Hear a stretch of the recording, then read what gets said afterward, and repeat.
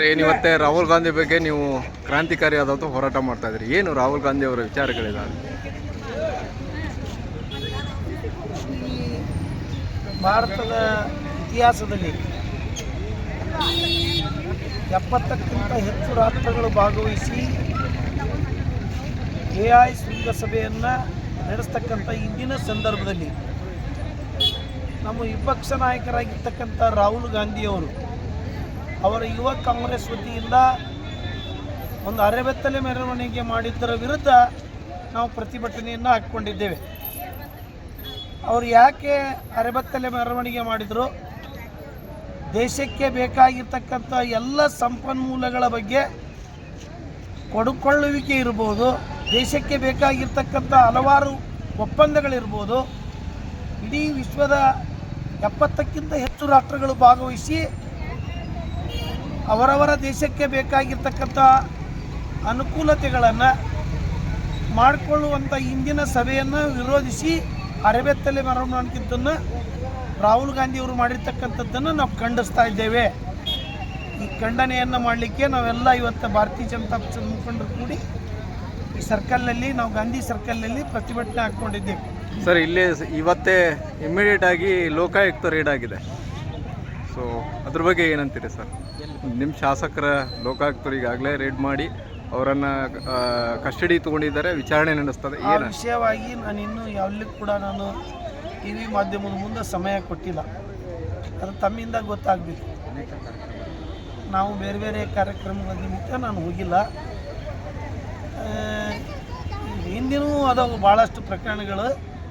ವಿಧಾನಸಭೆದೊಳಗೆ ಅಬಕಾರಿ ಸಚಿವರಿಂದ ಹಿಡಿದು ಅಲ್ಲೇ ಅಕೌಂಟು ಹೋಗಿದಂಥ ನಿದರ್ಶನಗಳದವು. ಇನ್ನು ಯಾವಾದರೂ ಇವತ್ತಿನ ಇತಿಹಾಸವನ್ನು ನಾಳಿನ ನಿಮ್ಮ ಮಾಧ್ಯಮದ ಮುಖಾಂತರ ನೋಡ್ಲಿಕ್ಕೆ ಬಯಸ್ತೇನೆ.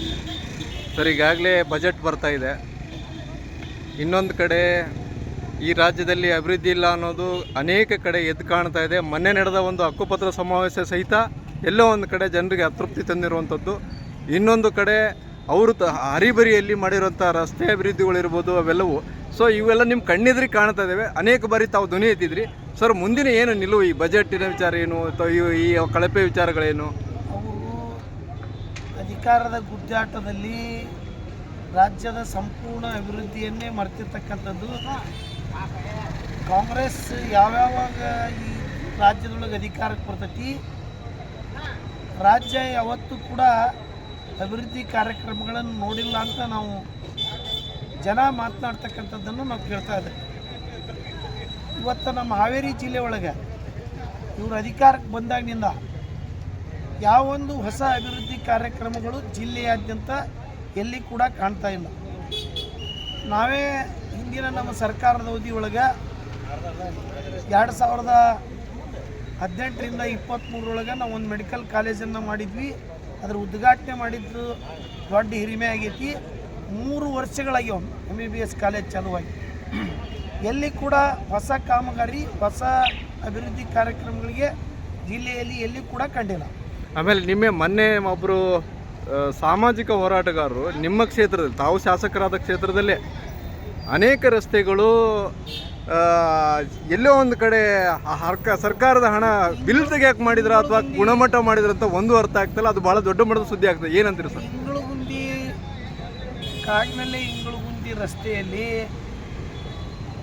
ರಸ್ತೆ ಅಭಿವೃದ್ಧಿ ಕಾರ್ಯಕ್ರಮ ಮಾಡಿರ್ತಕ್ಕಂಥದ್ದು ಅದು ಕೈಲೇ ಹಿಡಿದು ಕೀಳುವಂಥ ಡಾಂಬರ್ ಪರಿಸ್ಥಿತಿ ಇವತ್ತು ಕಾಡ್ತಾ ಇದೆ. ನೀವು ಮಾಧ್ಯಮದ ಮುಖಾಂತರ ನೋಡಿರಿ, ಕಳಪೆ ಮಟ್ಟದ ಕಾಮಗಾರಿ. ಯಾಕಂದ್ರೆ ಅವ್ರಿಗೆ ಪರಿಸ್ಥಿತಿ, ಗುತ್ತಿಗೆದಾರರಿಗೆ ಹಣ ಇಲ್ಲ. ಇವನು 26 ತಿಂಗಳು ಹಿಂದಿನ ಬಾಕಿ ಕೊಡ್ತೀನಿ ಅಂತ ಹೇಳ್ತಾನೆ ಸಿದ್ದರಾಮಯ್ಯ ಮುಖ್ಯಮಂತ್ರಿ.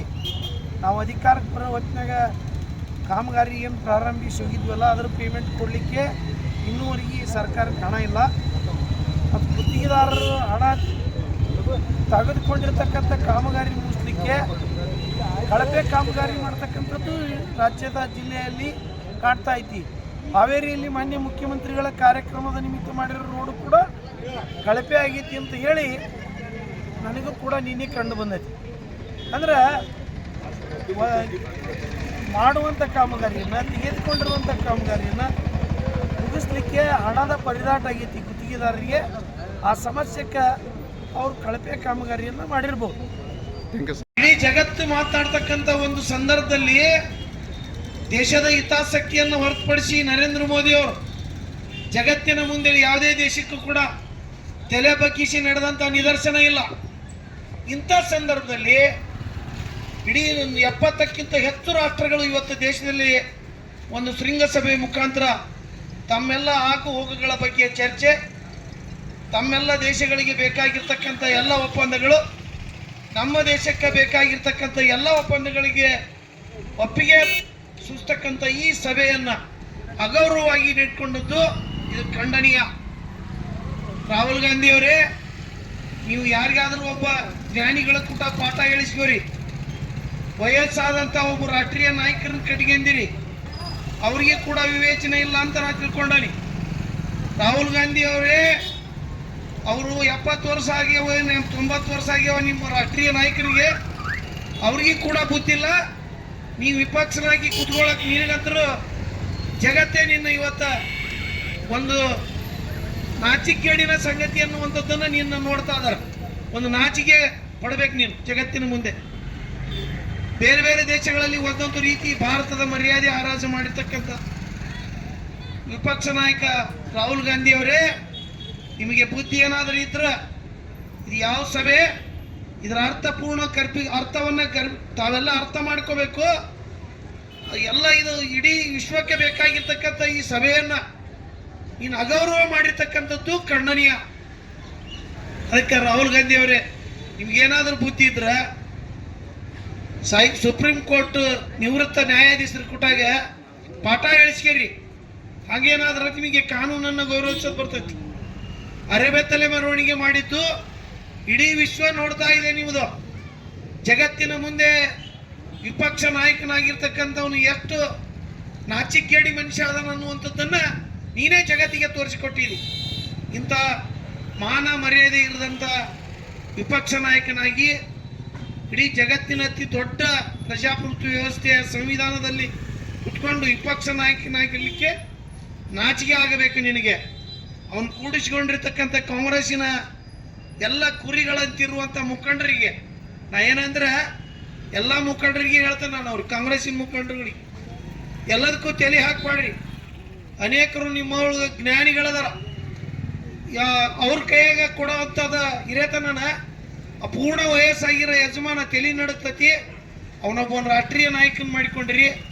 ಅವನ ಮಾತು ಕೇಳ್ಕೊಂಡು ಇದು ಪಪ್ಪು ಬೀದಿಗಿಳಿದು ಹೋರಾಟ ಮಾಡಿದ್ದನ್ನು ನಮ್ಮ ಎಲ್ಲ ಮುಖಂಡರು ಇವತ್ತು ಖಂಡನೆಯನ್ನು ಮಾಡಲಿಕ್ಕೆ ಈ ಪ್ರತಿಭಟನೆಯನ್ನು ಹಾಕ್ಕೊಂಡಿದ್ದೇವೆ. ಈ ಪ್ರತಿಭಟನೆ ಮುಖಾಂತರ ಕಾಂಗ್ರೆಸ್ಗೆ ನಾವು ಎಚ್ಚರಿಕೆಯನ್ನು ಕೊಡಲಿಕ್ಕೆ ಬಯಸ್ತಾ ಇದ್ದೇವೆ. ಇದು ತಮ್ಮ ವಿವೇಚನೆಗೆ ಮೀರಿದ್ದು, ನಮ್ಮೆಲ್ಲ ಸಾರ್ವಜನಿಕರ ವಿವೇಚನೆಗೆ ಮೀರಿದ್ದಂಥ ಸಂಗತಿಯನ್ನು ಇಡೀ ಜಗತ್ತಿನ ಮುಂದೆ ಪ್ರದರ್ಶನ ಮಾಡಿದಿರಿ. ಇದೊಂದು ನಿಮಗೆ ದುರಂತದ ಸಂಗತಿ. ಮುಂದಿನ ದಿನಮಾನಗಳಲ್ಲಿ ಇಂಥ ಘಟನೆಗಳಿಗೆ ಅವಕಾಶ ಮಾಡಿಕೊಟ್ರ ನೀವೆಲ್ಲ ಮುಖಂಡರು ಕೂಡ ಜನರ ಮುಂದೆ, ಜನಸಾಮಾನ್ಯರ ಮುಂದೆ ತಲೆ ತಗ್ಗಿಸಿ ನಡಿಯುವಂಥ ಪರಿಸ್ಥಿತಿ ನಿಮ್ಮೆಲ್ಲರಿಗೂ ಕೂಡ ಬಂದು ಒದಗಲಿಕ್ಕೆ ವಿಪಕ್ಷ ನಾಯಕನೇ ಕಾರಣ ಅನ್ನುವಂಥ ಮಾತನ್ನು ನಾ ಈ ಸಭೆ ಮುಖಾಂತರ ಹೇಳಲಿಕ್ಕೆ ಬಯಸ್ತೀನಿ. ನಾವೆಲ್ಲ ಇವತ್ತು ಭಾರತೀಯ ಜನತಾ ಪಕ್ಷದ ಒಂದು ಅಜೆಂಡಾ ಐತಿ.